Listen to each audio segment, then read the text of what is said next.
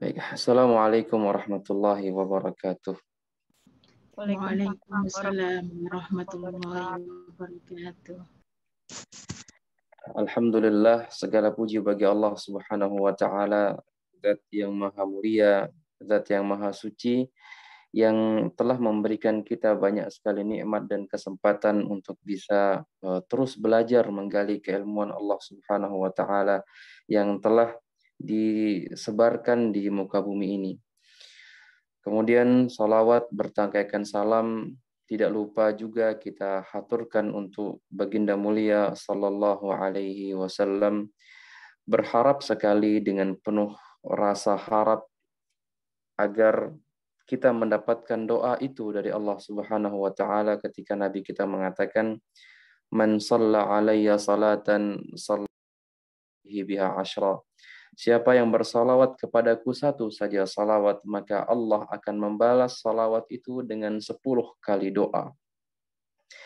Sungguh ini informasi yang sangat menggembirakan ketika Allah memberikan kepada kita rahmat berupa kebaikan-kebaikan dari satu salawat yang kita haturkan untuk baginda mulia sallallahu alaihi wasallam. Baik teman-teman semua yang dimuliakan oleh Allah Subhanahu wa taala, insya Allah pada kesempatan malam hari ini kita akan berkenalan tentang hipertensi atau tekanan darah tinggi secara medis modern, tradisional Chinese medicine, dan tibbun nabawi. Tentunya karena waktu yang mungkin tidak panjang, maka kita akan coba untuk mengambil ringkasan-ringkasan penting tentang tata laksana dari hipertensi ini. Saya buat dalam 3 kategori. Yang pertama adalah kita coba berkenalan tentang tata laksana, tentang hipertensi atau darah tinggi itu. Kemudian kita melihat bagaimana tibbun nabawi dan tradisional memberikan definisi tentang itu. Dan apa saja kiat-kiat yang perlu untuk kita jalani agar kita mendapatkan kesehatan dan terhindar dari tekanan darah tinggi ini, dan juga kita bisa memberikan saran kepada orang lain, kepada saudara kita, teman kita, agar stage atau grade dari tekanan darah tinggi itu tidak menjadi lebih luas lagi atau lebih tinggi lagi.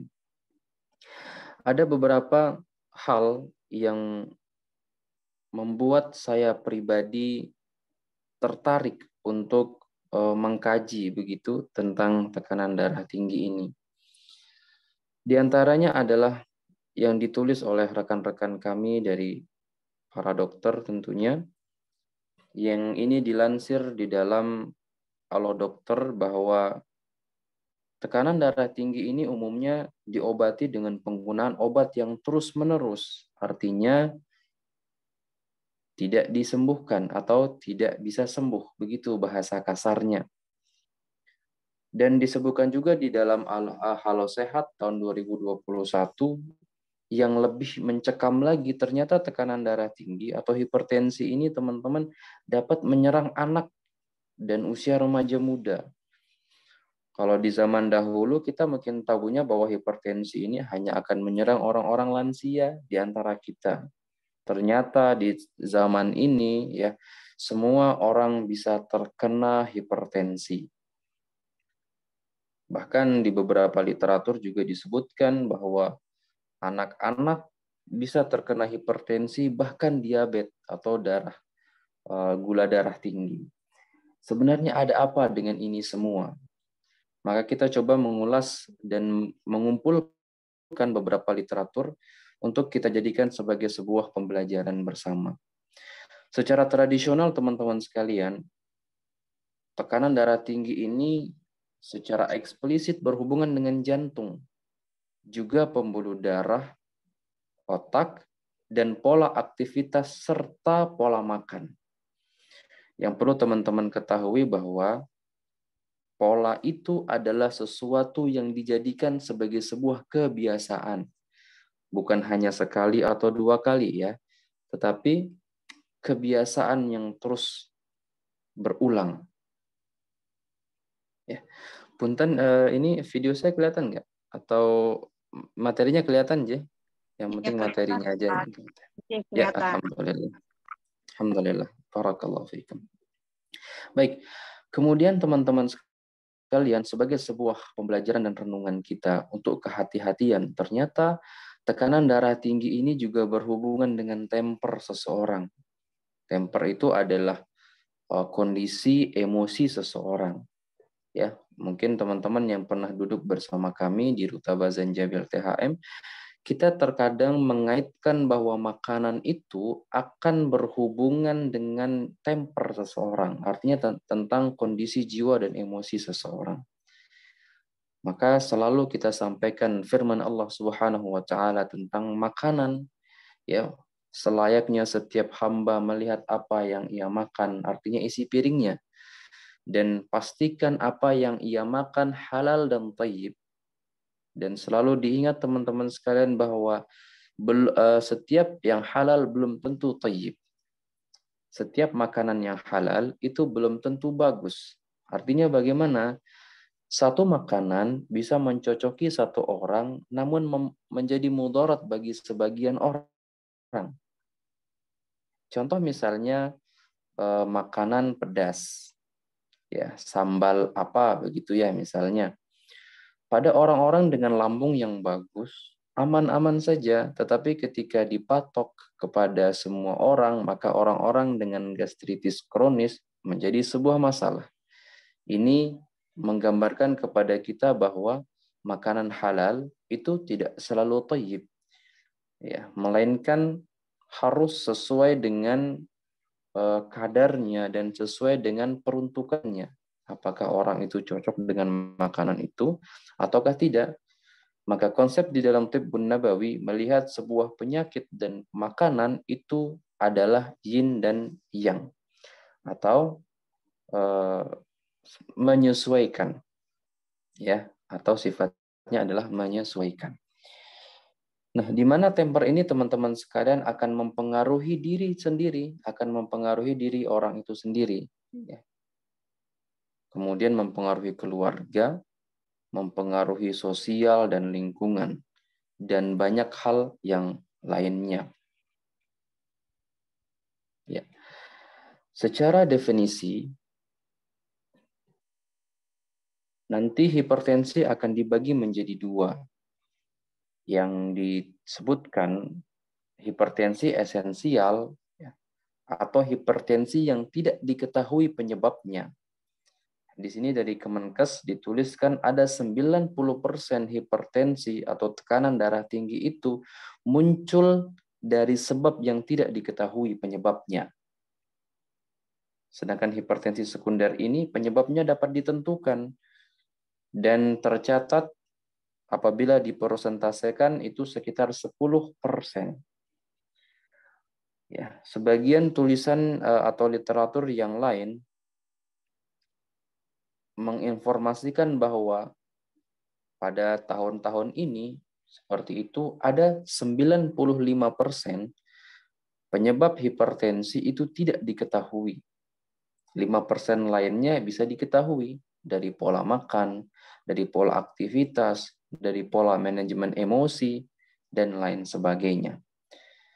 Ya. Nah, insya Allah pada kesempatan malam hari ini, teman-teman kita akan berkenalan lebih banyak tentang hipertensi yang tidak diketahui penyebabnya. Oleh sebab itu, hipertensi ini teman-teman sekalian dikenal dengan dia dikenal dengan silent killer. Ya. Hipertensi disebut dengan silent killer karena tanpa gejala. Ya. Karena dia tanpa gejala. Ada beberapa rasa atau manifestasi yang dirasakan oleh seseorang yang mengidap hipertensi, diantaranya adalah sakit kepala yang berulang, pusing ya, jadi kepalanya itu cenut-cenut sekali. Dan juga biasanya dibarengi dengan tengkuk yang berat, mata itu seperti susah dibuka, atau kalau dibuka itu kepala tambah pening. Ya, saya kasih clue teman-teman sekalian, apabila teman-teman bangun dari duduk kemudian berkunang-kunang, maka itu gejala dari anemia. Sedangkan kalau teman-teman duduk kemudian bangun membuka mata, lantas mata itu berputar-putar seperti vertigo, maka ini adalah akumulasi angin yang tertahan atau terperangkap di area kepala belakang. Ini terapi sisir sangat bagus sekali untuk meredakan vertigo jenis ini. Kemudian gejala yang lain itu ada rasa sakit di dada. Ya, ini sesuai dengan letak jantung yang berada di sisi kiri, yang besarnya sekitar genggaman orang dewasa. Ya, genggaman teman-teman itulah besar jantung yang Allah sematkan di tubuh teman-teman bagian atas, ya, di tubuh bagian atas, di ciau atas kalau dalam bahasa TCM. Kemudian ada gejala lain seperti gelisah, ya. Jadi orang yang terkena tekanan darah tinggi ini ada tanda-tanda gelisah di dalam dirinya. Ya, saya coba sambungkan ke dalam tradisional. Gelisah ini teman-teman sekalian adalah sesuatu yang terkesan atau memberikan pesan kepada kita bahwa jantung tidak bahagia. Ini biasanya karena ada masalah sumbatan pada ci paru-paru. Ya, khawatir berlebih menjadi rasa gelisah. Takut berlebih juga terkadang menjadi rasa gelisah. Nanti kita akan coba melihatkan beberapa catatan tentang hubungan hipertensi dengan organ secara sudut pandang tradisional Chinese medicine, insya Allah. Kemudian penglihatan menjadi kabur. Penglihatan menjadi kabur, ya. Kemudian mudah lelah. Ini nanti berhubungan dengan perut dan berhubungan dengan energi yang tidak menjadi energi. Kita tahu energi itu dalam bahasa medis adalah ATP atau yang juga dikenal dengan adenotrifosfat. Dia dibentuk di dalam mitokondria dalam sel kita. Dan ATP ini terbentuk dari nutrisi dan O2. Nutrisi dan oksigen. Nah, nutrisi dan oksigen ini teman-teman sekalian tentunya didapatkan dari makanan yang dicerna oleh pencernaan limpa dan lambung dan usus halus, begitu. Kemudian O2, oksigen ini dihasilkan dari paru-paru. Maka ketika jantung bermasalah secara konsep tradisional, maka paru-paru juga akan ikut bermasalah. Kenapa? Karena mereka bertetangga. Jantung dengan paru-paru kan menempel, ya. Sehingga kalau jantungnya mulai bermasalah, maka ci paru atau paru itu sendiri juga akan ikut bermasalah. Maka terjadilah mudah lelah, nafasnya menjadi tersenggal-senggal atau sering menarik nafas dalam. Ya. Dan biasanya jadi mudah emosi orang yang terkena hipertensi ini. Kemudian jantung berdebar-debar. Jantung berdebar-debar. Jantung berdebar-debar ini mudahnya teman-teman sekalian ketika jantung kita atau tubuh kita membutuhkan oksigen dan darah, maka jantung akan berusaha mengambil darah sebanyak-banyaknya, memompanya ke dalam paru-paru untuk ditukarkan antara CO2 dan O2.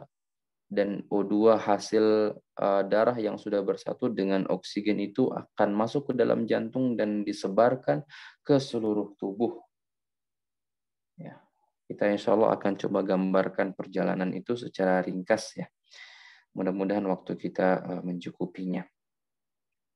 Di sini ada bagan yang sebagai sebuah pesan bagi saya pribadi dan teman-teman semua bahwa kendalikan tekanan darahmu dengan cerdik.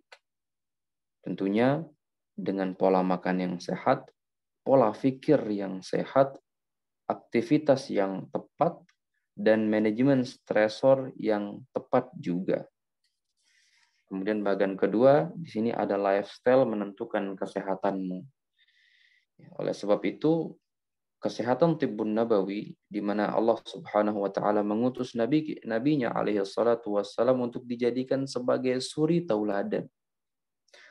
Laqad kana lakum fi Rasulillahi uswatun hasanah. Ya, kata para ulama, uswatun hasanah adalah seseorang yang patut untuk diciplak kehidupannya. Diciplak tata cara hidupnya dari A sampai Z. Seorang ulama mengatakan, teman-teman sekalian, kunu mithlahum. Jadilah kalian seperti mereka, artinya Nabi dan para sahabat-sahabatnya. Ciplak kehidupan mereka. Kemudian dikatakan lagi, fa'illam takunu mislahum. Kalau kalian tidak bisa menciplak mirip dengan mereka, fatashabbahu. Cobalah kalian mirip-miripin diri seperti itu ya. Jadi kalau nggak bisa jiplak pas banget, maka coba deh mirip-miripkan kehidupan kita dengan kehidupan para sahabat Nabi, kehidupan kita dengan cara hidupnya Nabi. Fa inna tashabbuha bil kirami falahu. Karena menciplak orang-orang saleh itu adalah sebuah kehormatan dan kemuliaan. Tentunya di dunia dan di akhirat.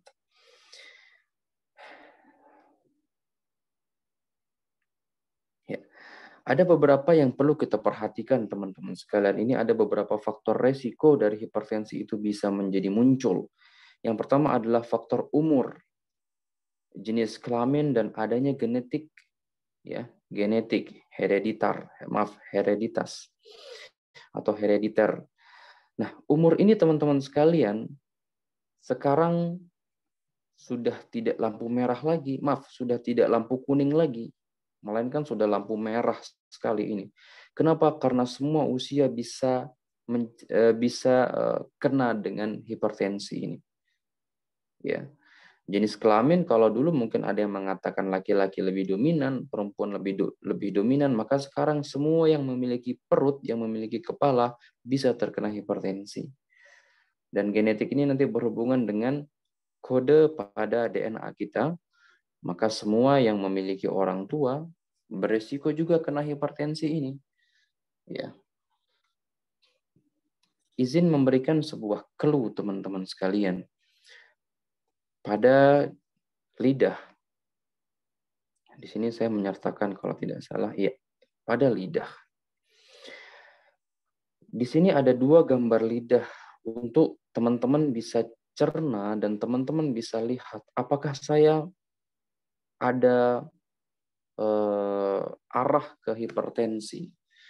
Memang kita tidak bisa memastikan bahwa fulan dan fulanah ini arahnya ke hipertensi. Namun apabila teman-teman melihat lidah panjenengan semua, di sininya merah, kemudian bagian tengah sini, ya, di bagian agak ke belakang sini, gambarnya atau warnanya cenderung menghitam, kemudian nadinya berdetak kencang, pusing, tensinya tinggi, maka hati-hati sumbatan telah masuk ke dalam jantung.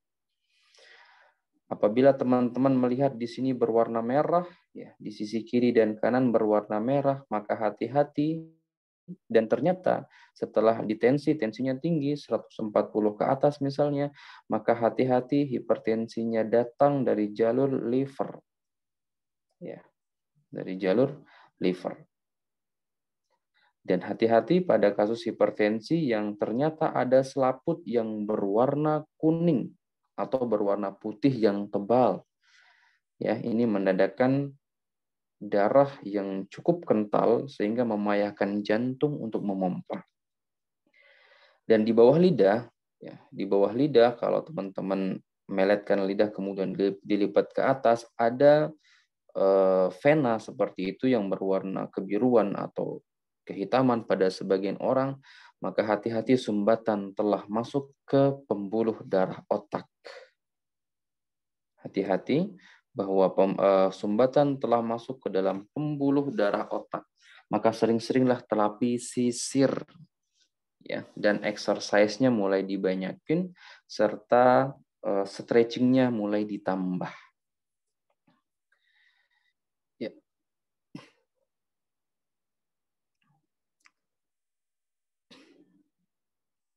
Ini komplikasi yang dikhawatirkan apabila hipertensi tidak dikendalikan. Seperti gagal jantung karena upaya jantung memompa darah itu terlalu kuat sehingga dia menjadi rusak, macet begitu ya. Atau dia menjadi kardiomegali dulu, pembekakan jantung. Intinya adalah kerusakan pada sel jantung sel epitel jantung. Ya, maka hati-hati teman-teman sekalian apabila hipertensi telah ada pada diri kita. Semoga Allah Subhanahu wa taala melindungi kita dari penyakit-penyakit yang berbahaya. Kemudian hipertensi yang tidak terkendali juga, yang tidak dikontrol dengan baik, ini dapat mengganggu persyarafan pada otak, ya, gangguan cerebral. Kemudian menyebabkan stroke karena pembuluh darah yang tebal dan tidak elastis. Ya, biasanya kasus hipertensi ini menyebabkan pembuluh darah tidak elastis, teman-teman sekalian. Karena pembuluh darah ini berhubungan dengan jiwa. Orang hipertensi biasanya kalau dikatakan, wah, jenengan ini orang hipertensi gampang marah, gampang baper, gampang memendam, dan lain sebagainya. Semua itu akan membuat jiwa menjadi kaku, emosi menjadi tidak stabil, maka membuat pembuluh darah menjadi kencang. Maka dari itu, antara sistolik dan diastolik yang teman-teman ukur memiliki arti. Salah satunya adalah viskositas dan elastisitas pembuluh darah yang tidak elastis begitu menyebabkan darah menjadi naik. Ya, darah menjadi naik. Kemudian ini ada gagal ginjal, retinopati atau kerusakan retina pada mata, dan lain-lain. Masih banyak lagi ya sebenarnya. Ya. Sekali lagi, hati-hati teman-teman sekalian bahwa ini adalah silent killer. Maka pada pengobatannya pun harus menggunakan resep dari dokter. Jangan lagi ada yang tiba-tiba datang ke apotek kemudian bilang sama petugas apoteknya, maaf ibu bapak saya mau beli obat, ini resepnya dari dokter. Ternyata sudah resep yang lama. Ya, akhirnya dikasih obat oleh teman-teman farmasi, ternyata menjadi masalah baru. Maka semuanya harus dengan resep dari dokter. Mungkin tidak asing obat-obatan yang teman-teman akan dapati seperti captopril, ya. Kemudian ada kandesartan, ya. Kemudian ada amlodipin, nifedipin, dan tidak kalah pentingnya pada medikamentosa adalah furosemid. Ini adalah diuretik. Pada beberapa kasus nanti akan diberikan beta blocker seperti atenol, bisoprolol, ya, dan lain-lain. Kita tidak membahas tentang obat-obat ini, teman-teman sekalian, karena ini adalah ranah dari teman-teman farmasi dan dokter. Namun, poin yang ingin kita sampaikan adalah harus dengan resep dokter. Jadi jangan sekali-kali beli obat dengan resep lama, ya, karena dokter memberikan resep itu sesuai dengan evaluasi saat itu, ya. Jadi hati-hati. Dan tentunya semua harus melalui diagnosa yang ditegakkan setelah anamnesa dilakukan. Jadi anamnesa ini penting ya teman-teman sekalian, ya. Ya, sebanyak-banyak mungkin. Kami di keperawatan itu ada sekitar 3-6 lembar anamnesa untuk menentukan diagnosa penyakit. Ini kadang-kadang lucu ya. Saya sakitnya ini, obatnya apa? Kita nggak tahu ini riwayat penyakitnya seperti apa, kebiasaan hari-harinya seperti apa. Karena hipertensi ini dia silent killer, tapi dia punya fenomena yang unik teman-teman sekalian. Ada yang hipertensi karena kakinya melintir, ada yang hipertensi karena bosan di tempat tinggal, yang ketika dia berpindah tempat, dia hipertensinya sembuh. Ya, unik lah ya hipertensi itu. Baik, kita coba melihat dari sisi tradisional. Baik, sebelum kita ke sini, maka saya mungkin coba untuk mengajak teman-teman melihat bagaimana perjalanan darah kita itu di dalam tubuh dan apa saja yang mempengaruhinya. Baik, saya coba atur tempat dulu aja, punten.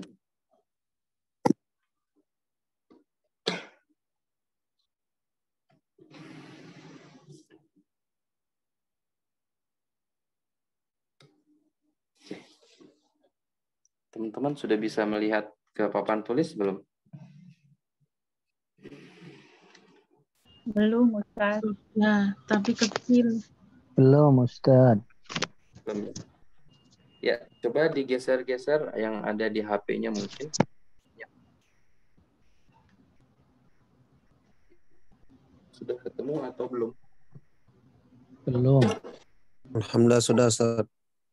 Sudah ya. Sebagian yang belum bagaimana, sudah ketemu atau belum? Ya, Kecil, sudah, Ustaz. kecil. Kecil ya. Coba dibesarkan kameranya. Sepertinya bisa diatur di situ. Saya majukan aja. Seperti ini cukup kelihatan ya. Bisa nampak teman-teman semua? Punten. Insyaallah Ya, bisa, Ustaz. Bisa. Ya. Suara saya kedengaran nggak? Kelihatan. Nggak kelihatan. Yang belum kelihatan teman-teman coba scroll di layar karena saya menggunakan dua media ini. Sudah ketemu? Sudah. Sudah. Ya. Baik, alhamdulillah. Yang belum ketemu silahkan dicari. Suara saya Ini masih sih kedengaran. terbesar. Baik, coba diperbesar ya teman-teman ya. Ini saya pantau dari handphone saya, ini sudah kelihatan. Bisa nampak ya? Baik. Baik. Teman-teman sekalian, ketika kita berbicara tentang hipertensi, maka selalu kita berbicara dengan yang namanya jantung dan pembuluh darah. Oleh sebab itu, di dalam kedokteran, kita sebutnya dengan pembelajaran kardiovaskuler. Pembelajaran kardiovaskuler. Semua manusia memiliki jantung. Anggaplah jantung seperti ini ya, mohon maaf kalau gambarnya lucu. Ya. Ini adalah jantung kita. Jantung ini teman-teman memiliki 4 sisi. Ada atrium kanan, ventrikel kanan. Maaf, ini kita ambil kiri saja. Ya. Ini adalah atrium kiri, ventrikel kiri, atrium kanan, dan ventrikel kanan. Baik. Allah sudah menciptakan ini seperti pompa untuk tubuh kita. Ya. Dan dia akan terus berputar teman-teman sekalian untuk memberikan nutrisi kepada seluruh tubuh. Darah akan mengalir, saya gunakan ini saja.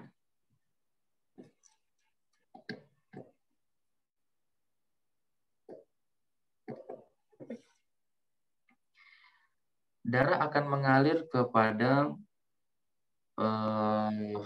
paru-paru untuk proses dari pertukaran antara CO2 dengan O2. Ya, maka kita harus memastikan udara yang ada di sekitar kita ini udara yang bagus. Ya, udara yang bagus. Baik, maka darah itu akan mengalir dari sini. Baik. Kemudian masuk lagi. Masuk ke paru-paru untuk dijadikan atau pertukaran antara CO2 dengan O2. Oleh sebab itu teman-teman sekalian, kalau bisa ya, ini sebagai sebuah saran, nafaslah dengan nafas paru. Di sini masih ada yang suka bernafas dengan perut tidak? Berlatihlah bernafas dengan nafas paru karena disitulah akan terjadi maksimal O2 dan CO2 itu tertukar. Pada alveoli CO2 dan O2 akan tertukar, kemudian dia akan masuk ke dalam jantung. Ya, dia masuk ke dalam jantung.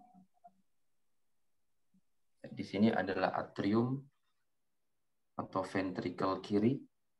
Maaf, ya, atrium kiri. Dan di sini adalah ventrikel kiri. Nah, ini adalah darah yang penuh dengan kadar oksigen yang maksimal. Masuk kepada atrium kiri, kemudian masuk lagi ke ventrikel kiri, dan dari situ nanti akan disebar ke seluruh tubuh. Mohon maaf, ini gambarnya seperti ini karena papan tulisnya juga kecil ini. Akan mengalir ke seluruh tubuh. Disinilah akan digunakan darah itu untuk memberikan nutrisi kepada organ, kepada sel, ya, kepada jaringan, dan kepada tubuh secara umum, teman-teman sekalian. Maka darah ini sangat penting untuk kita gunakan dan kita pastikan dia terbentuk dari nutrisi yang terbaik. Setelah itu, darah yang digunakan pada tubuh akan kembali lagi kepada jantung. Akan kembali lagi ke jantung. Sebenarnya di sini nanti ada jalur atas dan jalur bawah, sehingga darah itu masuk dari jalur atas dan juga masuk daripada jalur bawah. Nah, bagian ini kita sebut dengan atrium kanan dan ventrikel kanan. Jadi kita punya 4 lobus, teman-teman sekalian, atau 4 bagian di dalam jantung.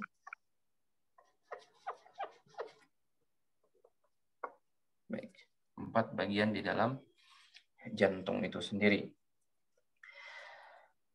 Pada saat ini, ya, setelah darah itu bersirkulasi, maka tubuh akan membuang sisa hasil metabolisme.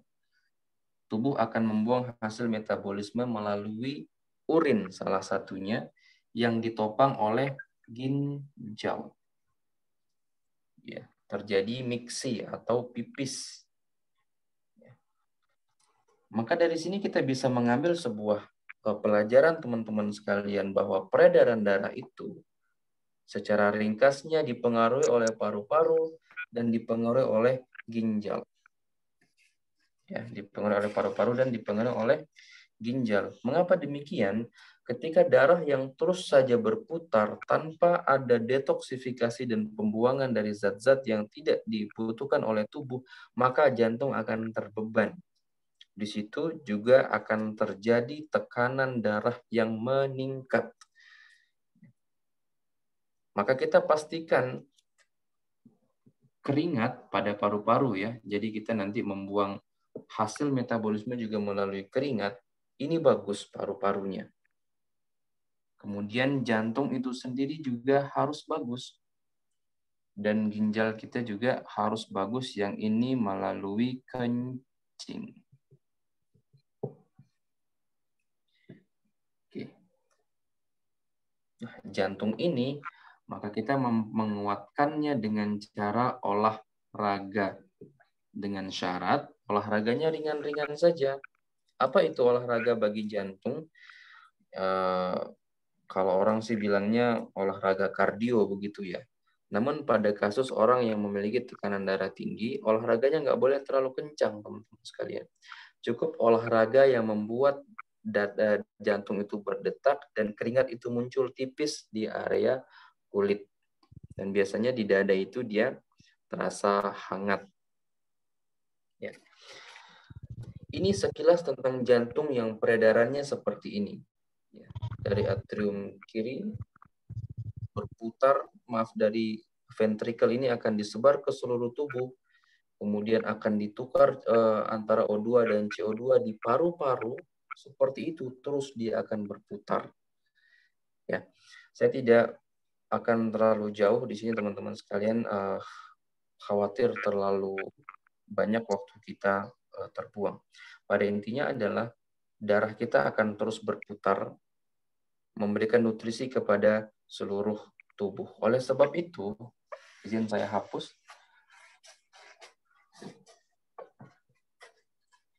Oleh sebab itu, teman-teman sekalian, maka darah sebagai bahan yang didorong oleh jantung, kita pastikan dalam keadaan yang sesuai seperti yang digambarkan oleh para ulama kita, darah itu bersifat merah. Dia tidak kental juga tidak cair. Ya, tidak kental, tidak juga cair. Ini sifat darah ya. Dia tidak terlalu cair-cair juga, ya. Dan dia mengalir di pembuluh darah yang elastis. Ini adalah pembuluh darah. Darah akan selalu berhubungan dengan yang namanya vaskuler atau pembuluh darah. Nah, darah ini teman-teman sekalian, mungkin teman-teman yang pernah belajar TCM, darah ini akan dibentuk di dalam limpa dan lambung. Ya, oleh limpa begitu ya. Dan lambung. Maka darah ini akan terbentuk dari food nutrien atau makanan kita. Kalau makanannya bagus, maka darah itu terbentuk bagus. Kalau makanannya banyak lemak, maka darah menjadi kental, vaskuler atau pembuluh darah akan terkumpul di sana pelak-pelak yang dapat menjadikan jantung susah mendorong darah itu. Ya. Baik, sampai sini dulu teman-teman, ada yang ingin ditanyakan? Nanti saya akan coba untuk membawa teman-teman memahami hubungan jantung dengan kepala. Karena hipertensi nanti akan sering sekali berhubungan dengan pola pikir. Ini kita membahas secara tradisional. Ada yang ingin ditanyakan di sini?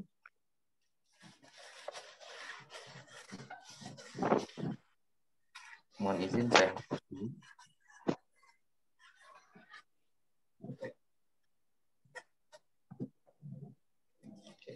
Lah, Ustaz mau nanya. Oh iya, silahkan akhir. Assalamualaikum. Ya, waalaikumsalam warahmatullahi wabarakatuh.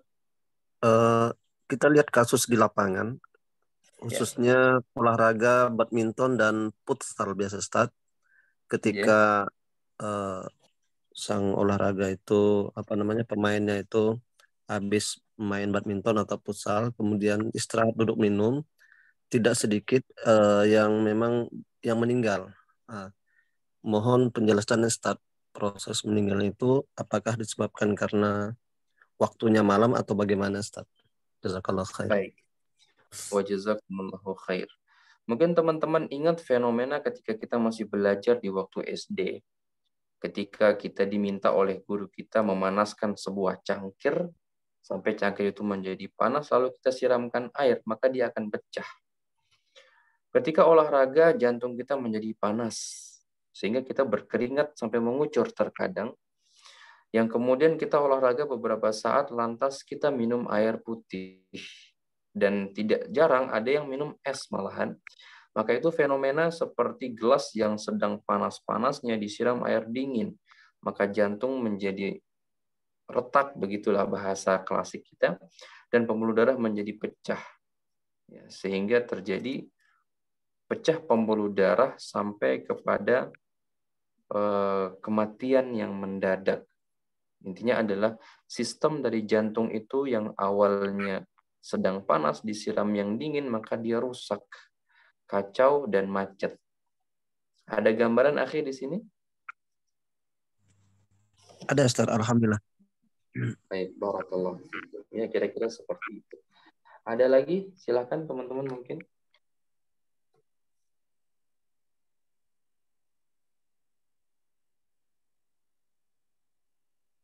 Baik, bila tidak ada, kita coba masuk ke slide kita kembali. Baik, secara tradisional teman-teman sekalian, konten ini ada apa? Ya, hipertensi ini dipengaruhi dan diperparah oleh pola pikir. Ya, hipertensi juga dapat dipengaruhi dan bahkan diperparah oleh salah satunya di sini ada pola pikir. Nanti kita akan coba gambarkan. Ternyata pola pikir ini berhubungan dengan salah satunya yang disebut dengan hipotalamus pada otak manusia. namun kita coba kemas dengan sisi tradisional. Kita mundur ke sini, di sini ada pola makan. Ingat teman-teman sekalian, pola adalah sesuatu kebiasaan yang berulang. Ya, kebiasaan yang berulang. Kemudian faktor emosi, lingkungan, dan musim. Hati-hati ya yang sudah punya hipertensi, maka hati-hati ini pada musim-musim panas atau pada musim-musim dingin yang lembab. Dingin lembab itu seperti apa? Terasa ngantuk kalau pagi hari gitu, atau ya terasa ngantuk saja dan suka bikin pusing biasanya. Nah, kemudian tradisional komplementer melihat bahwa hipertensi ini teman-teman merupakan gejala yang muncul akibat kelainan tekanan atau berubahnya mood emosi, mood jiwa. Atau juga karena kelainan fungsi organ, atau juga karena paparan patogen luar. Ini paparan patogen luar ini sebenarnya seperti radiasi begitu ya, dan musim tadi. Yang perlu kita catat di sini adalah tradisional melihat bahwa hipertensi ternyata dapat terjadi karena perubahan mood jiwa. Dan ini tentunya akan sangat terkait dengan pola pikir. Pola pikir yang dimaksud seperti apa? Ya, pola pikir yang dimaksud adalah bagaimana dia melihat sesuatu, menilai sesuatu, menganggap sesuatu, dan seterusnya. Ada orang yang negative thinking, ada orang yang overthinking, ada orang yang nggak mau mikir, ya. Dan ini juga masalah sebenarnya. Maka pengobatan pada tekanan darah tinggi secara kacamata tradisional komplementer menyesuaikan pada karakter suatu penyakit. Ya. Yang tidak kalah pentingnya ya diceritakan di dalam diagram Wusing. Baik.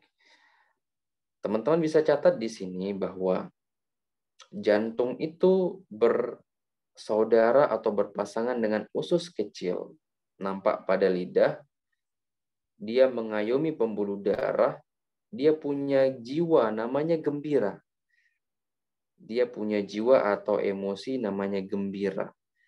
Ya, maka semua emosi pada ujungnya akan masuk kepada jantung. Jadi emosi-emosi itu teman-teman akan dinetralkan oleh liver, kemudian dinetralkan juga oleh paru-paru sebelum masuk ke jantung. Ya, teman-teman bisa lihat skema berikut ini. Mana video saya? Ya. Punten ya, ini kita pindah-pindah. Ya. Kelihatan nggak teman-teman videonya? Silakan langsung dicari ya. Kelihatan, Ustaz. Belum. Kelihatan. Ya. Kecil. Segera dicari teman-teman di video yang lainnya. Kelihatan, Ustaz. Alhamdulillah. Ya, alhamdulillah. Baik. Jadi teman-teman sekalian, ketika hipertensi ini menggambarkan kita secara tradisional bahwa jantung itu sedang mengalami masalah. Ya. Tadi disebutkan bahwa ada masalah pada jiwa. Ternyata semua jiwa yang memang ada di setiap Bani Adam, misalnya rasa senang, rasa sedih, rasa marah, kemudian rasa takut, dan lain-lain, pada akhirnya mereka-mereka ini akan tersimpan di dalam jantung. Atau dia akan masuk di dalam jantung. Maka apabila terjadi penyakit pada jantung, atau teman-teman melihat pada lidah, itu di bagian tengah sini, atau di bagian ujung sini, di sini warnanya merah misalnya di bagian ujung, dan di sini ada bintik-bintik, atau ada legoan. Maka ini menandakan jantung sedang tidak dalam baik-baik saja. Jantungnya sedang bermasalah. Oleh sebab itu, di dalam literatur klasik tradisional Chinese medicine, jantung ini disebut dengan istana Shen. Apa itu Shen? Shen ini adalah semangat. Atau bisa kita artikan adalah bahagia. Istana bahagia. Ya. Istana bahagia. Oleh sebab itu doanya apa? Allahumma rabbi syrah li sadri. Ya. Nanti termasuk di situ jantung dan juga sebenarnya ada paru-paru di sana. Sekali lagi teman-teman sekalian, masalah-masalah pada jantung.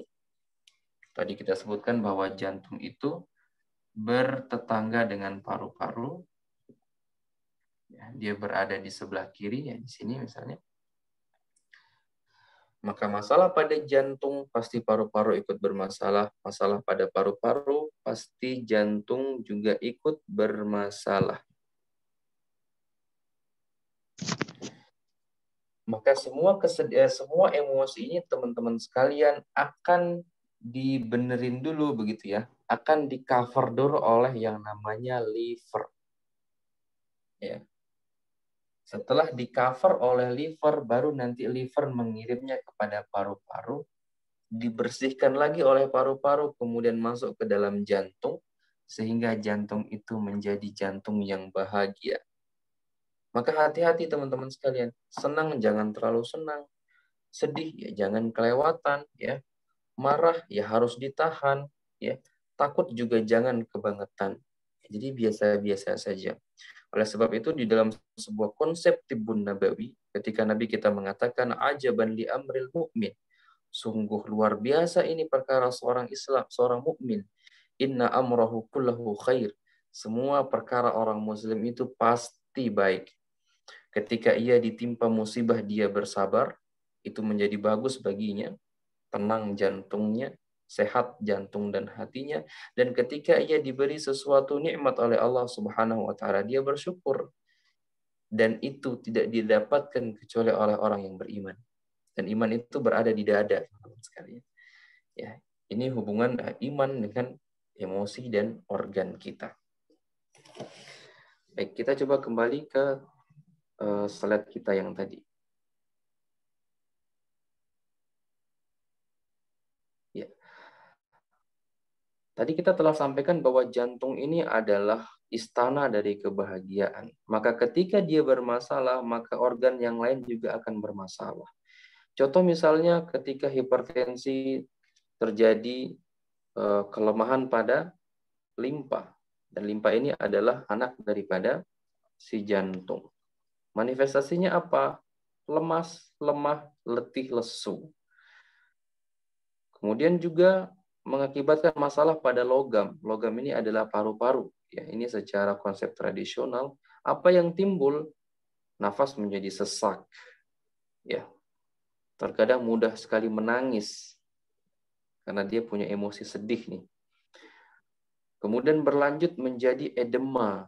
Ya, pada sebagian orang hipertensi itu ada yang kakinya jadi rada-rada bengkak. Rada-rada bengkak. Kemudian berlanjut nanti jadi orangnya sangat emosian sekali. Maka kalau kita paham ini, ketika ada pasien atau sanak famili kita, na'udzubillah min dzalik, sedang hipertensi, lucu kalau kita mengatakan kok gampang sekali marah. Ya memang orang hipertensi gampang marah, teman-teman sekalian. Ya, karena livernya ini ikut bermasalah. Secara hukum ibu dan anak, ya nanti teman-teman mudah-mudahan ada waktu berkenalan tentang musing. Liver adalah ibu dari jantung. Kalau anaknya bermasalah, maka ibunya juga akan ikut bermasalah. Secara pribadi, jantung ini teman-teman sekalian dianalogikan seperti api.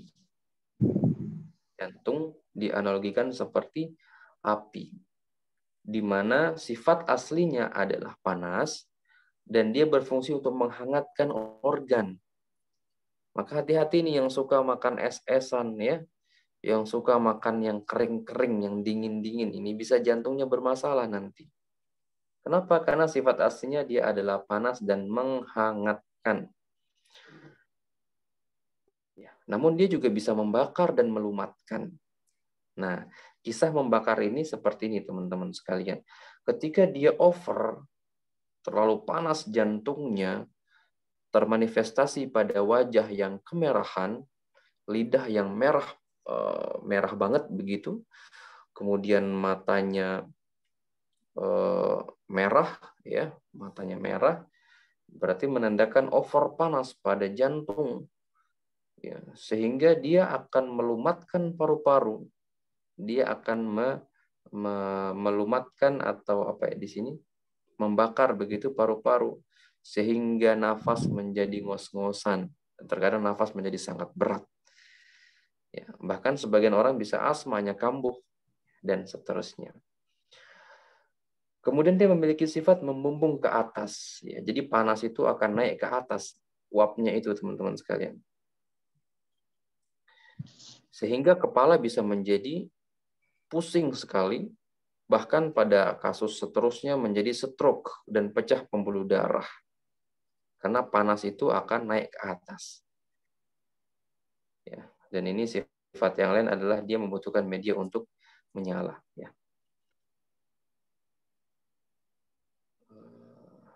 Baik, ini kita lewatkan dulu. Ya. Kita coba lihat ke papan tulis kembali, teman-teman sekalian. Kita coba menggambarkan kenapa berhubungan dengan kepala, otak, begitu ya. Tentunya ini sebenarnya bahasan akan sangat panjang sekali. Namun dengan waktu yang ada, kita coba untuk mengenalinya, ya. Baik. Setiap kita memiliki otak, teman-teman sekalian. Ya, ini adalah gambaran otak manusia. Mohon maaf nih kalau gambarnya seperti inilah ya.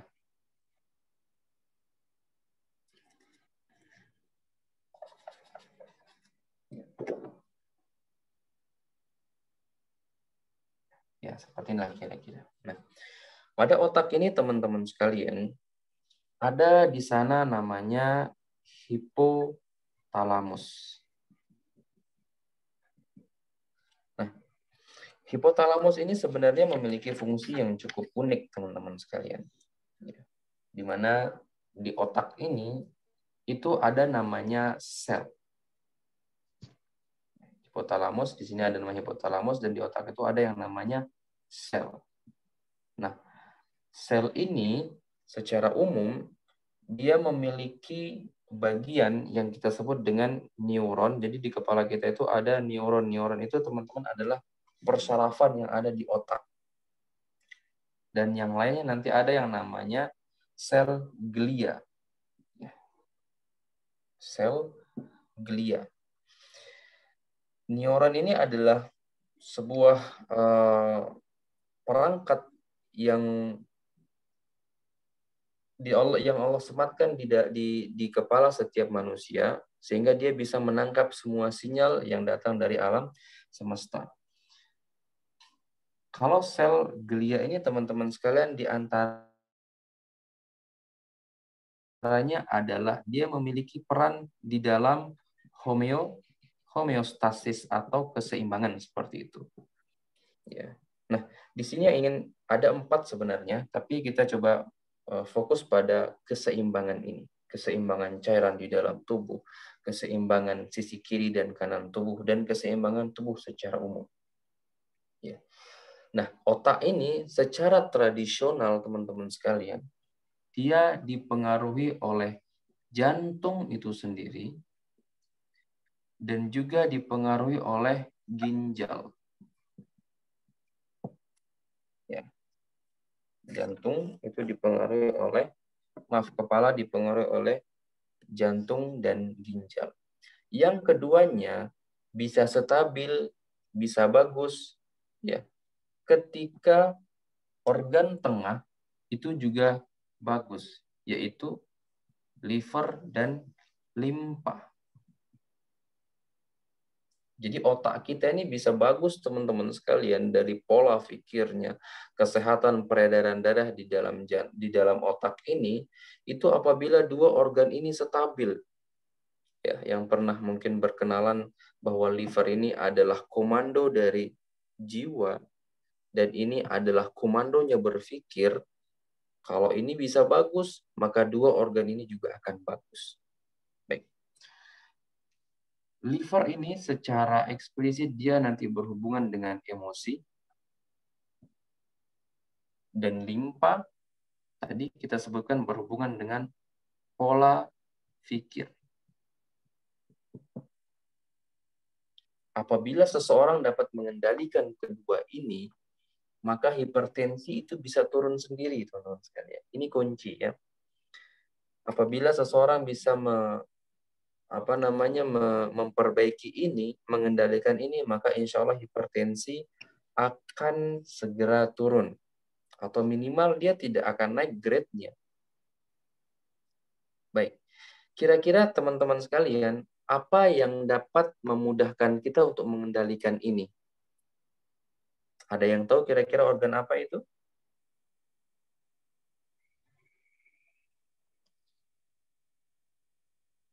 Ada yang tahu? Lambung. Baik, ini dia. Lambung sama hati.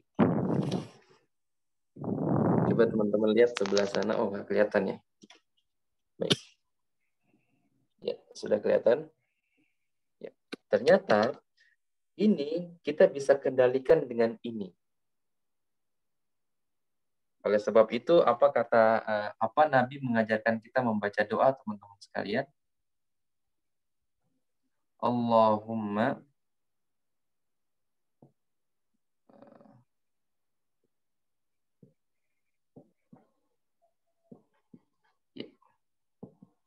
Oleh sebab itu, Nabi kita mengajarkan kita untuk membaca doa Allahumma rabbi shrah li sadri. Tadi kita sudah sebutkan doanya ya. As-sadr di sini adalah rongga dada ya. Dada. Di mana di dada itu di situ ada jantung dan paru. Ya. Ya. Maka dari itu teman-teman sekalian, sekali lagi sebagai sebuah ingatan bahwa kepala kita nanti akan berhubungan dengan jantung. Kepala kita nanti akan berhubungan dengan jantung. Dan kepala ini kita bisa perbaiki dia dengan memperbaiki dua organ yang di tengah, yaitu liver dan limpa. Dengan cara kita memperbaiki emosi kita dan memperbaiki pola pikir kita yang itu dipengaruhi oleh paru-paru. Makanya kita harus belajar yang namanya nafas paru. Ini bisa kita jadikan intervensi untuk pasien-pasien atau orang-orang dengan hipertensi, ganti dari nafas perut ke nafas paru. Ini efeknya sangat luar biasa ke jantung, teman-teman sekalian. Baik, sampai di sini ada yang ingin ditanyakan. Setelah ini jam 9 ya. Setelah ini nanti kita coba masuk ke saran-saran untuk memperbaiki hipertensi itu sendiri. Baik, ada yang ingin ditanyakan? Iya, baik. Mohon izin, Ustadz. Enggak, Tadi silakan. menerangkan mengenai nafas paru-paru dan perut. Perbedaannya sangat tipis sekali kan, Ustadz. Jadi caranya untuk lebih baik dengan nafas paru-paru itu seperti apa? Dan kalau misalnya kalau latihan paduan suara itu kan harus nafas perut. Nah, kalau ini untuk kesehatan jantung harus nafas melalui maksudnya pengambilannya dengan lebih banyak dengan paru-paru gitu. Perbedaannya kan tipis sekali. Jadi yang terbaik apa nih Ustadz? Mohon izin coba caranya supaya kita bisa melatih klien atau diri sendiri ketika pagi, habis subuh atau sebelum subuh bisa menarik nafas untuk oksigen yang baik gitu. Supaya menyehatkan itu tadi jantung dan paru-paru, Ustaz. Terima kasih sebelumnya. Ya, sama-sama. Alhamdulillah. Ya, betul sekali ya. Tipis sekali perbedaan antara nafas perut dan nafas paru. Dan untuk olah voice itu biasanya kita menggunakan nafas perut karena dimensinya lebih besar begitu ya. Nanti ada lagi nafas paru dan perut digabung jadi satu. Baik, secara umum teman-teman nafas paru itu yang berkembang itu adalah dadanya. Ya, dadanya yang berkembang. Jadi perutnya tidak ikut mengembang. Maka ini adalah nafas dari paru-paru. Dan kapan digunakan? Kalau kita sudah terbiasa menggunakan nafas perut, biasanya agak susah untuk nafas paru dirutinkan. Ya paling tidak pada pagi hari, itu kita duduk santai, atau kita arahkan pasien kita duduk santai di depan kamar misalnya, atau di teras rumah, dengan tangan ditaruh di paha begitu, ambil nafas,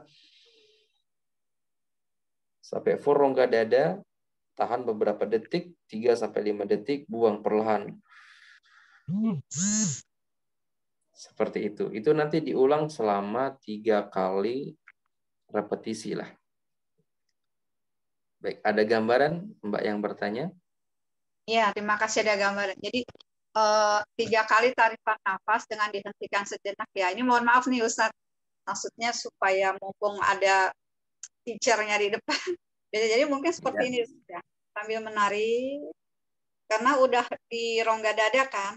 Jadi mungkin kalau dengan gerakan seperti tangan ini seolah ditarik, kemudian tahan beberapa detik, terus ketika kita lepas ke bawah, jadi dihembuskan itu melalui hidung ya, atau melalui mulut lebih enak.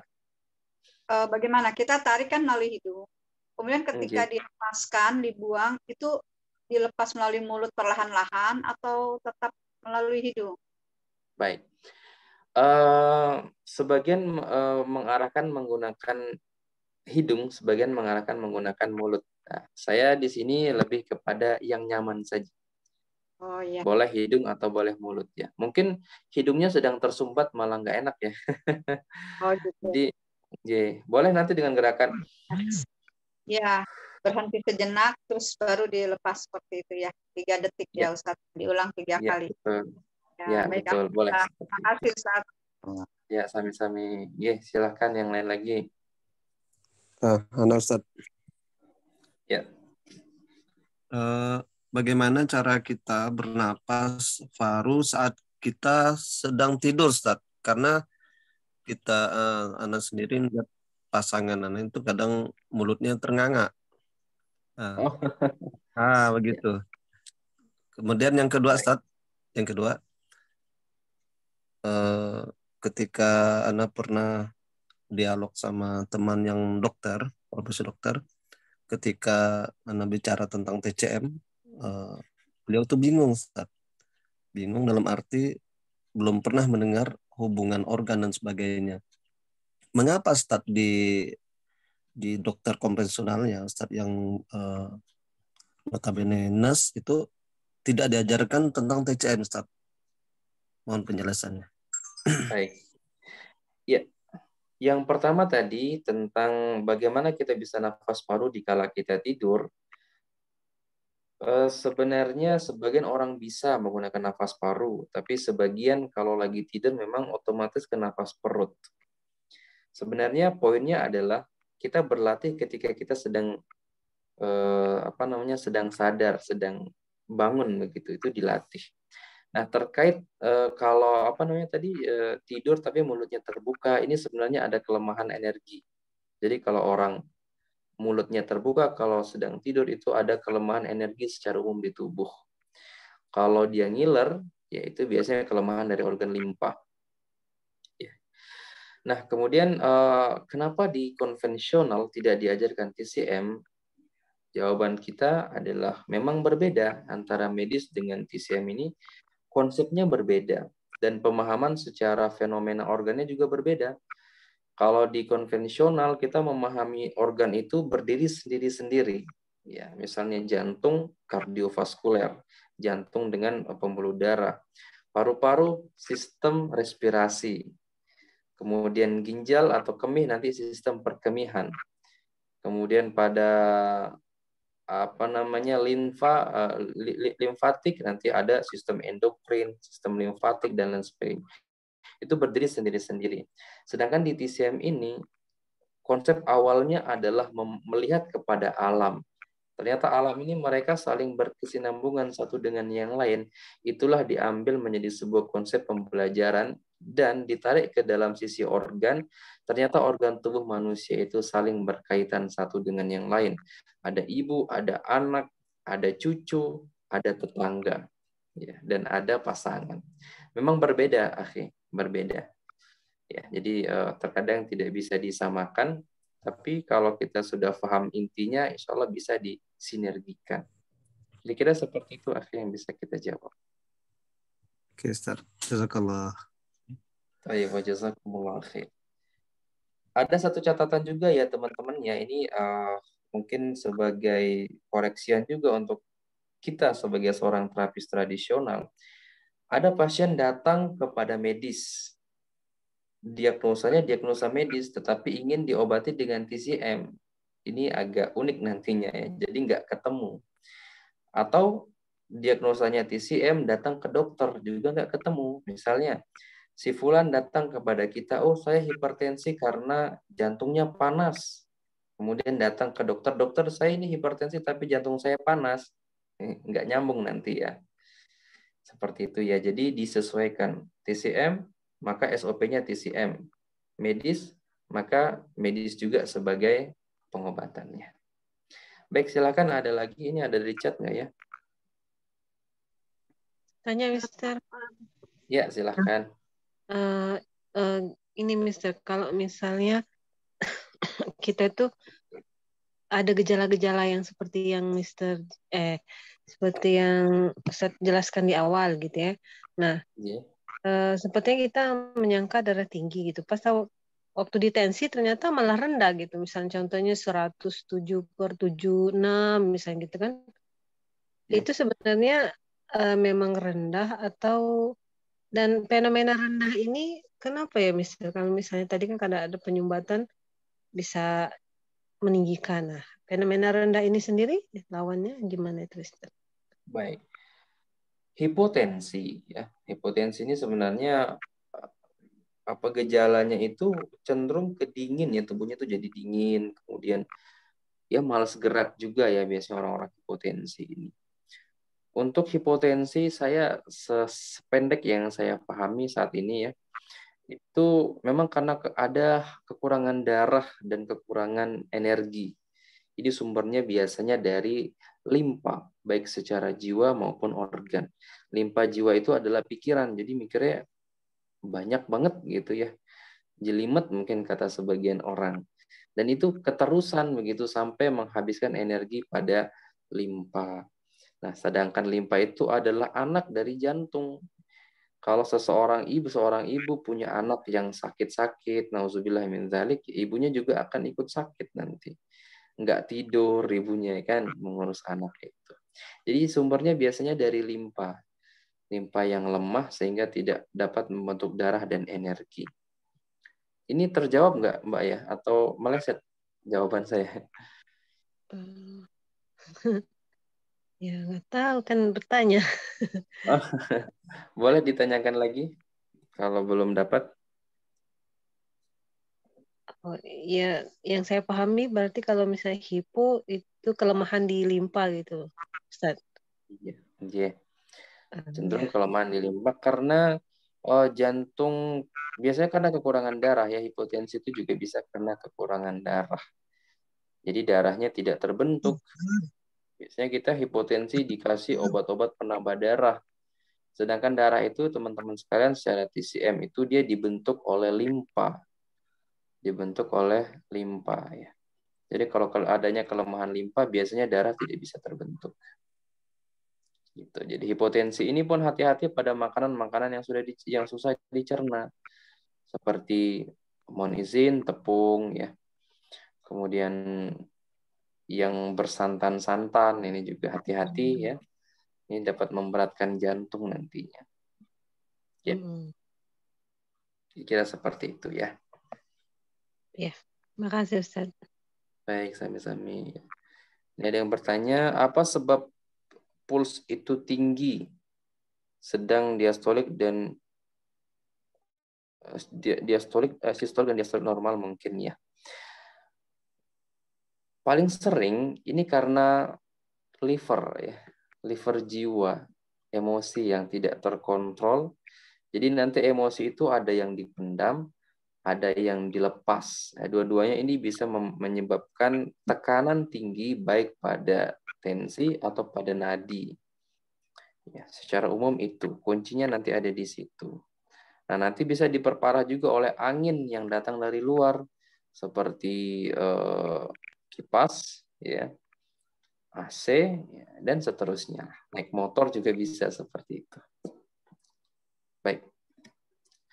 Saya coba masuk ke slide-nya dulu, teman-teman sekalian, supaya kita bisa selesaikan ini. Ya, ini nanti teman-teman bisa simak ya, bisa dibaca. Ternyata ini secara tradisional ya. Tadi kita sudah coba untuk gambarkan. Ini ketika lambung, misalnya nih, ketika lambung limpa penuh dahak. Nah, ini dahak tadi disebabkan oleh makanan-makanan yang sifatnya lengket. Ya, makanan-makanan yang sifatnya lengket. Ini sehingga terjadi akumulasi dahak, sistem cerna menjadi berat, pembentukan darah terganggu, jantung kekurangan darah, terjadi kekosongan pada darah, sehingga takikardia, jantung menjadi berdetak, termasuk nanti tensi menjadi tinggi.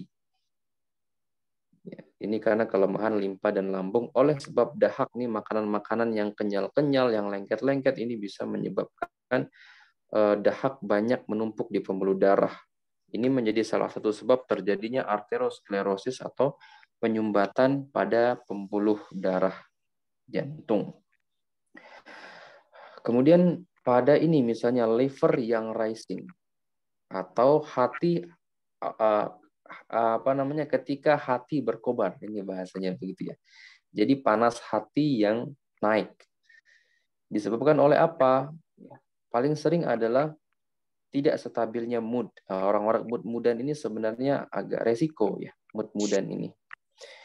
Nah, ini akan mempengaruhi panasnya jantung dan meningkatkannya sehingga terjadi hiperaktivitas jantung, terjadi palpitasi, mata merah, lidah merah, dan seterusnya. Kemudian kasus yang lain adalah ketika ginjalnya kering. Ketika ginjal kering, jantung gagal mendapatkan yin dari ginjal. Jadi jantung itu kan sifatnya panas. Dia membutuhkan pendingin dari ginjal. Oleh sebab itu, ada hubungan istimewa antara jantung dan ginjal. Nah, ini teman-teman yang punya hipertensi dan pinggangnya sering sakit, ini mulai hati-hati dalam beraktivitas. Jangan terlalu capek, mikirnya juga jangan terlalu mumet-mumet, gitu ya. Ini bahaya sekali ya, nanti ke jantung dia. Sehingga terjadi hiperaktivitas jantung, yang jantung berkobar, sehingga jantungnya menjadi berdebar. Tensinya biasanya tinggi, biasanya pada sistoliknya tinggi. Diastolik juga sudah tinggi ini pada kasus defisiensi yin ginjal. Kalau yang pertama ini biasanya sistoliknya yang tinggi. Ini sistoliknya tinggi, diastoliknya enggak tinggi-tinggi amat. Yang ini bisa dua-duanya tinggi, bahkan bisa dua-duanya rendah. Ya, pada kasus hipotensi tadi. Oke. Kemudian ini nanti teman-teman bisa lihat ya. Nah, ada beberapa teknik yang bisa teman-teman gunakan. Ya. Ini misalnya sindrom kekurangan darah pada lidah yang pucat, badan terasa dingin, keringatnya spontan. Nah, ini keringat spontan biasanya karena kelemahan jantung. Nggak ngapa-ngapain kok keringetan di tangan dan di punggung. Wah, ini.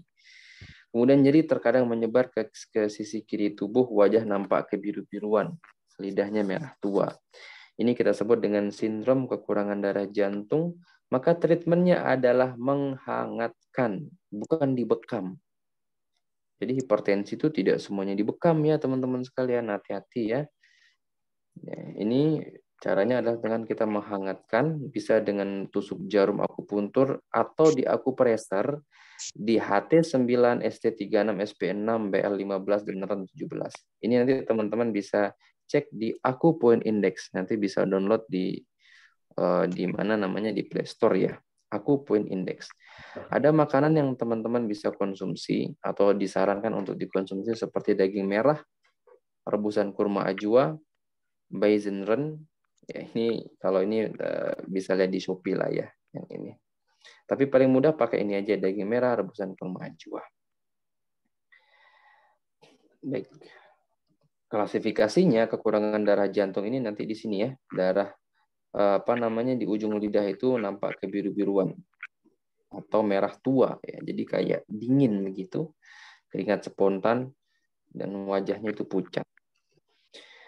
Oh, ini saya sudah sertakan alhamdulillah ya. 6. Oh, ini nomor 6 9 ya. Ya, ini yang nomor 9 di sini teman-temannya, nanti bisa dipencet-pencet. Ini untuk beberapa kasus. Ya, Yinci ini ya hanya di jantung, aritmia, ya. Insomnia, keringat malam, apomia, ini bisa dipencet-pencet nih di sini nih. Diuyel-uyel enak nih biasanya. Ya, kemudian ini stomach 36 atau Susan Lee, ya. Ini lambung. Ini fungsinya banyak nih teman-teman sekalian. Ini kalau dibahas nih seru sebenarnya. Tapi waktu kita nggak lama lagi nih. Ya, di antaranya adalah untuk menurunkan atau meningkatkan tekanan darah secara alami. Secara alami. Dan dia juga punya keistimewaan untuk memperkuat dan memulihkan energi vital tubuh. Ya, tadi yang mudah-mudah capek, pakai yang ini, titik-titiknya ya. Dan mengobati penyakit kepala, wajah, dan 5 organ indera. Ya, ST36. Kemudian spleen 6 ini tidak kalah penting juga nih. Titik pertemuan limpa, hati, dan ginjal. Yang tadi ini, semua ini dapat menyebabkan terjadinya hipertensi. Ya. Di sini kalau teman-teman gunakan 4 jari, jari kelingkingnya bersentuhan dengan mata kaki sebelah dalam, maka titik setelahnya di sini, setelah 4 jari teman-teman taruh, di situ ada SPN6. Kalau dia sakit, maka sedang bermasalah, ya, bisa ditusuk atau diuyel-uyel. Ini bladder 15 ada di belakang, ini dekat-dekat dengan titik jantung sebenarnya, sebelah kiri dan kanan. Ya, ini bisa untuk sakit pinggang juga, sakit punggung maksud saya.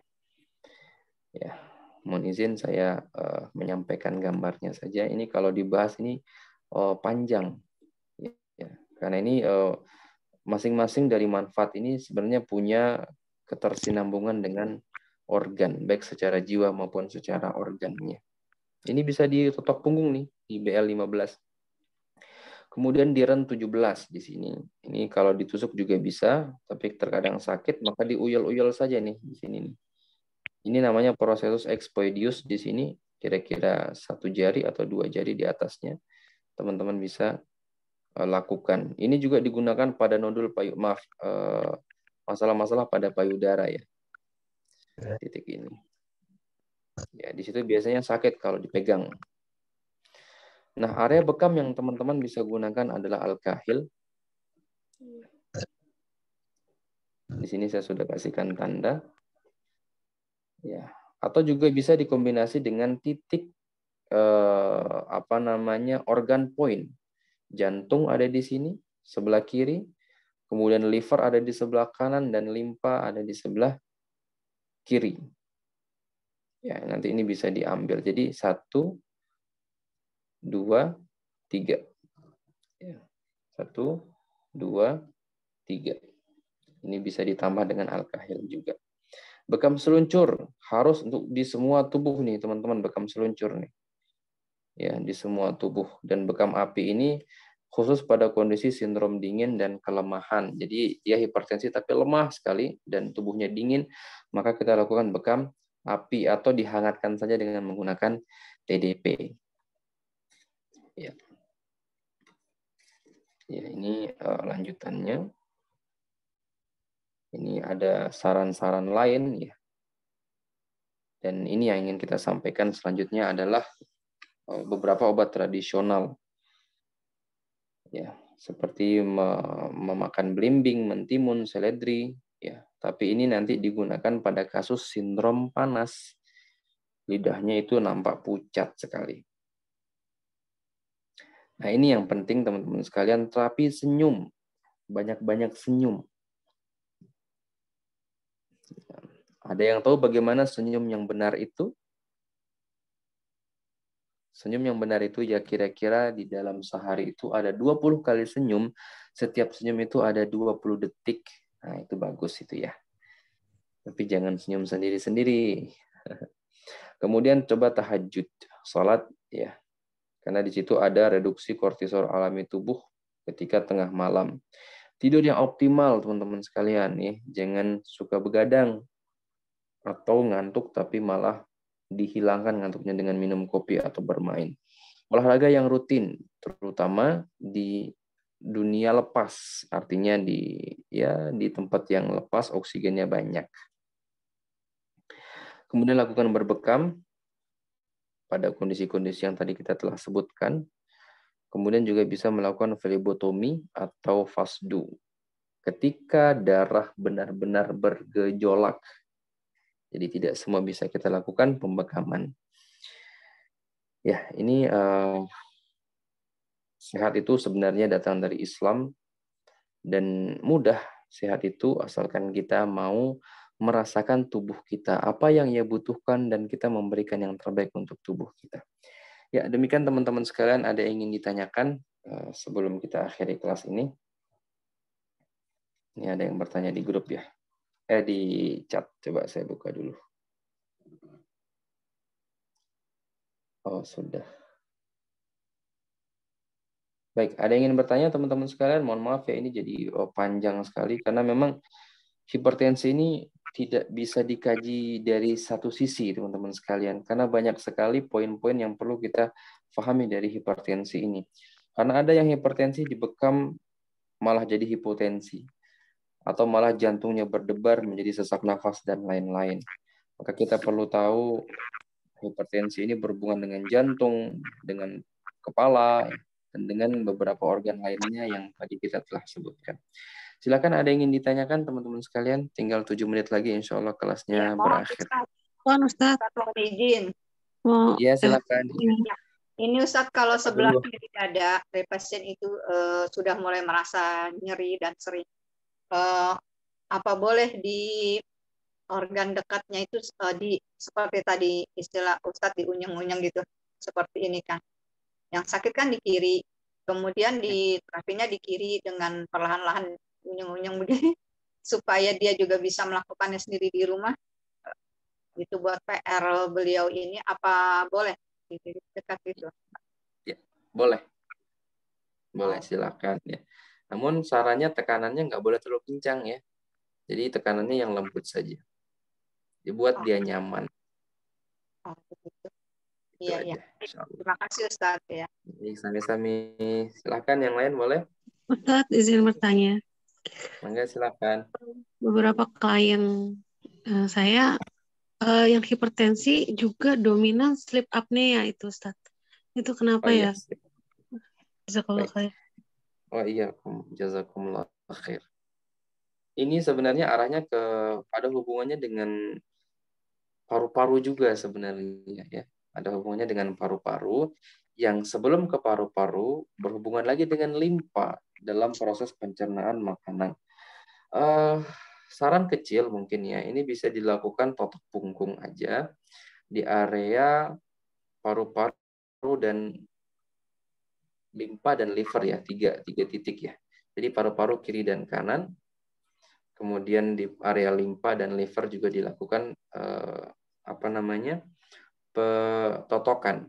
Nah, bisa juga jenengan tambah dengan krek Yumiho mungkin ya, tetapi di bagian torakal saja itu cukup didorong sekali sampai bunyi begitu, atau dilakukan peregangan dengan bekam seluncur.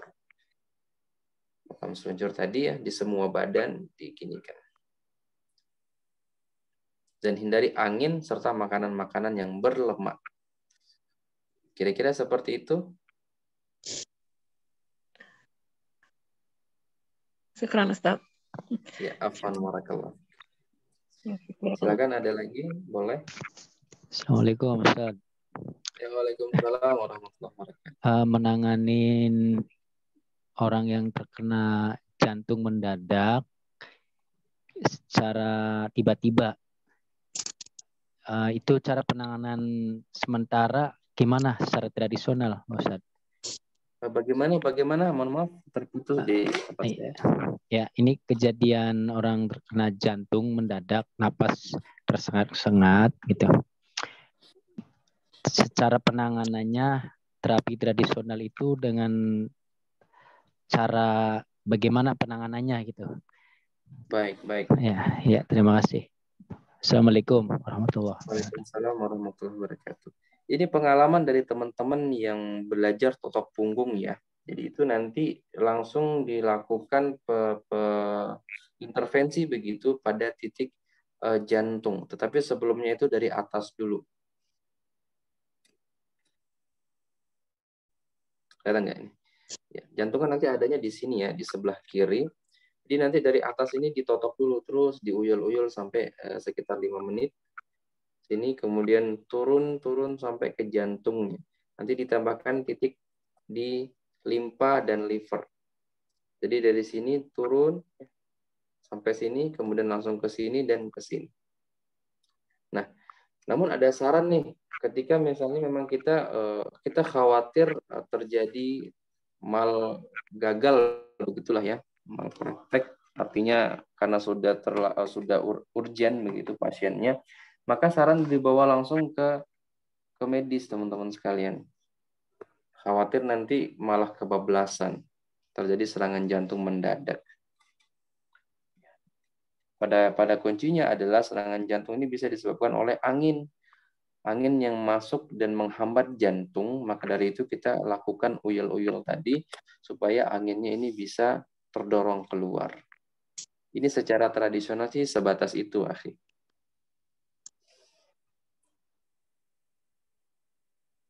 Bisa ditangkap? Insyaallah. Nuhun.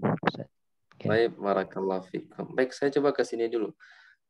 Bisa kasih titik akupuntur untuk hipertensi ya, tadi kita sudah sampaikan di di slide ya, nanti bisa dilihat kembali. Orang yang dendam, organ apa yang rusak? Dendam ini adalah proses. Pada akhirnya nanti dia akan merusak liver dan jantung. Ya, dendam ini berbahaya, panas dia ya. Mohon izin bertanya, apa ada pantangan makan minuman untuk orang hipertensi? Dan obat herbalnya seperti apa, dan terapinya sebulan sekali apa bagaimana? Saya tadi telat masuk. Oh, baik.